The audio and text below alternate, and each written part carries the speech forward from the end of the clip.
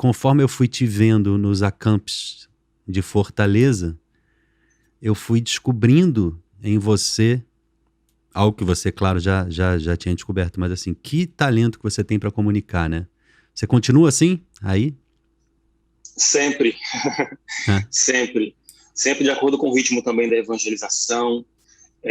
Hoje em dia, eu acho que mais do que nunca, na evangelização, na igreja e na comunidade não é diferente, obviamente.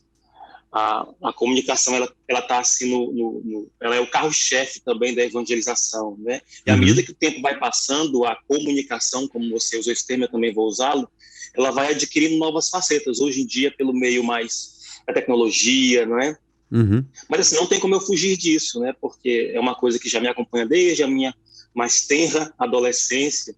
E aí a gente aprende também que Deus, ele pega essas coisas, esses dons até naturais que você tem, ou aptidões, e ele Uhum. vai meio que lapidando, ele vai dando uma, uma pegada mais como é que eu posso dizer? Ele vai aprimorando aquilo, né? E a É, gente vai caminhando e vai sendo purificado. Mas é isso, sempre nessa. é a De uma forma ou questão, de outra, né? a questão fé e razão, né, que é a clássica, quer dizer, a gente só evolui espiritualmente quando a gente está avançado intelectualmente, porque Deus não quer a gente despreparado mentalmente para poder, porque senão a gente não tem uma profundidade espiritual. Então Deus dá os dons para que a gente cresça neles e a partir do momento que a gente vai crescendo, a gente também percebe que existe uma utilidade maior, uma utilidade que transcende, né? A gente começa a descobrir, Deus me fez para isso, Deus me deu isso para isso aqui, né? Então eu digo comunicar porque é uma palavra adequada, como você falou, mas é comunicar o evangelho, é comunicar o amor Exato. e essas habilidades. Mas você fez alguma coisa, você estudou alguma coisa ou isso é só natural mesmo, teu? Na verdade, as duas coisas. Eu não fiz nenhum curso especificamente com esse fim.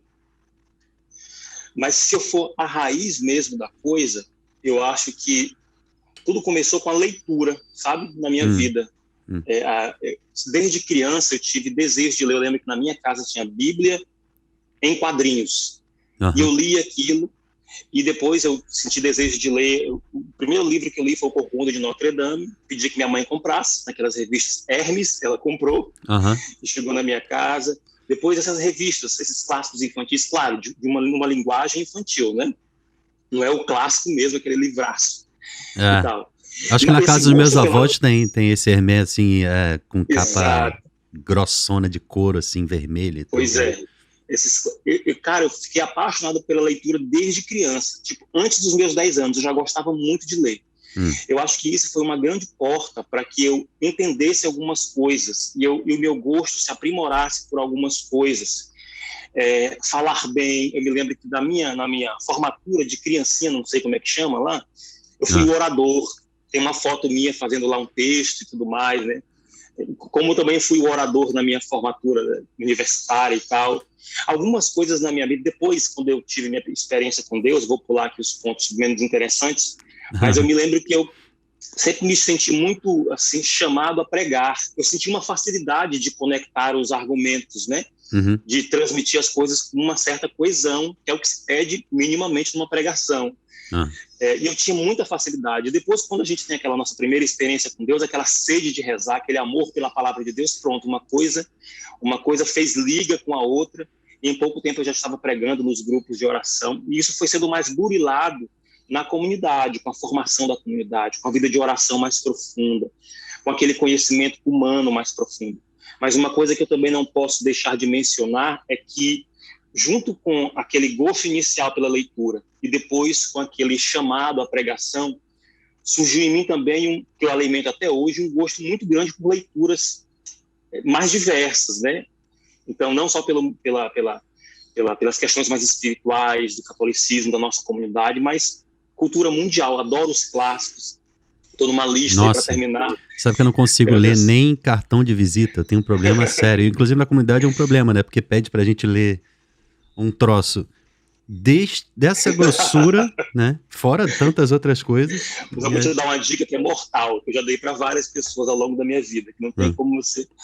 Então, o Pedro, foi mais ou menos isso. E, claro, no caminho eu fui entendendo que era uma missão, né? Assim, você perguntou se eu fiz algum curso, não fiz, eu fui educando um pouco a minha voz em relação a algumas coisas, não é? Em relação a alguns vícios que eu tinha, outros que eu ainda tenho, mas que aqui e acolá eu trabalho, não por estética, mas porque eu percebia que, por exemplo, eu já morei em vários lugares na comunidade de vida, então eu percebia que, por exemplo, se eu pronunciasse tais coisas com muita ênfase, ia tirar o foco da pregação e colocar o foco no meu sotaque. Conseguiu entender? Então, ao longo do caminho eu fui percebendo isso, eu fui aprimorando a minha dicção, que não é perfeita, está longe de ser, mas eu fui tirando algumas coisas, acrescentando outras, e essa pegada, quem é pregador, né, vai pegando esses macetes ao longo do caminho. Só um minuto, para eu falar em pronúncia, só para eu entender, você é de onde mesmo? Eu sou do Maranhão. Pois é, porque assim, aqui do Maranhão. Tem os S's bem pronunciados como um mineiro, mas tem os Z's abertos como alguém do norte e nordeste, né? Então eu fiquei assim, de onde vem, né? Mas continua, só para... Mas, exato. Então eu fui burilando um pouco isso por causa realmente da evangelização, porque eu já experimentei alguns vícios, eu não sei se o termo exato é esse, né, linguísticos, alguns regionalismos, pronto, como um certo muro para comunicar. Então, ao longo do caminho, eu fui trabalhando isso, mas foi muito naturalmente, eu não sentei um dia, vou tirar isso. Não, eu fui percebendo, acaba que você convive com muita gente no Shalom, você vai assimilando. Até hoje eu falo uai, até hoje eu falo, lá no Rio Grande do Norte, em Mossoró, eles falam muito assim, homem. Equivale ao macho de Fortaleza. Então, até hoje eu falo isso. Cara, não sei nem quanto tempo eu já morei lá, mais de 15 anos, quase 20 anos, sei lá. Quase 20 anos, exatamente. Sim. Então, você vai assimilando algumas coisas, né? Sim, mas isso não é ruim, isso, né? Isso não é ruim, porque... não. Uma coisa é dicção, né? Pronúncia. E eu, por exemplo, sou do Rio e tive naturalmente o chiado do carioca.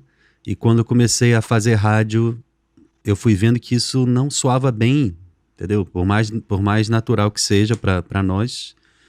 E eu comecei a tirar um pouco. Só que eu não vou tirar a ponto de mudar o meu sotaque e deixar de ser carioca, né? Então eu tirei para a qualidade do som e da comunicação. Mas eu acho que a pessoa pode falar uai, homem, seja o que for, né?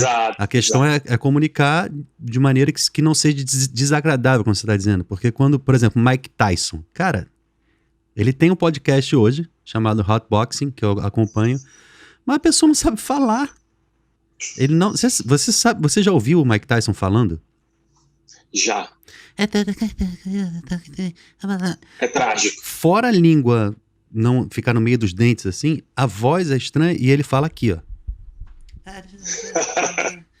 Meu irmão, é muito ruim. Então, e a gente que cuida de evangelizar, principalmente na parte de comunicação, tem que estar sempre atento, né? Será que a imagem é boa? Então eu não quero filmar daqui, eu tô filmando dali porque a imagem fica melhor. A tua tá ótima. Tem gente que vem com a luz toda errada, enquadramento, não sei o que, o som longe. Mas a gente que é ligado nessas coisas vai percebendo os detalhes e vai destilando, né? Que nem na produção musical, que é a minha área, né? Tem gente que não entende e fala, não, mas qualquer coisa tá bom. Mas é uma coisa orgânica. O falar direito, o tocar uma música direito, ela é orgânico para quem não entende, mas o resultado, a sensação e a forma de absorver é diferente, por mais que não se perceba, né?